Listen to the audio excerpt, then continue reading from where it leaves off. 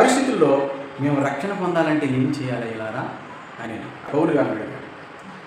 పొందుకో అన్నప్పుడు అప్పుడే పొందుకోవాలా, భక్తులు తీసుకోవాలా, అమ్మ మా పక్కడు ఊరుకుంటారా, మా ఇంట్లో ఊరుకుంటారా, మా ముందు ఊరుకుంటారా, మా ఊరు ఎలాంటిది, మా గవర్నమెంట్ ఎలాంటిది, అయ్యో మా పిల్లలకి ఇంకా పెళ్ళిళ్ళు కాదా, వాళ్ళ పెళ్ళిళ్ళైనా చూద్దాంలే, మా మనవాళ్ళ పేరు పెట్టాలా, ఇంకేదో చేయాల్సి వస్తుంది అక్కడ అని చెప్పాడా?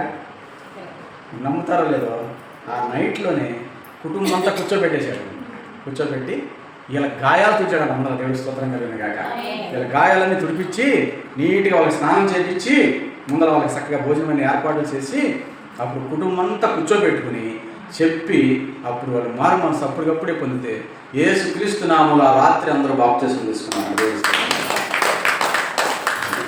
అదండి సువార్త.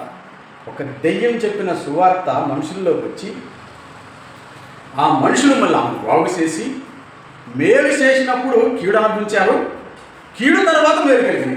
స్తోత్రం కలిగింది కాక. కాబట్టి మనం కొన్నిసార్లు మనం మేలే చేయాలనుకుంటాం, మంచి చేయాలనుకుంటాం. మనుషులు మేలు చేశారా? అయితే ఈ కీడు జరిగిన తర్వాత మనకు మేలు జరుగుతుందని మనం గుర్తించాలంటే దేవుడి స్తోత్రం కలిగింది.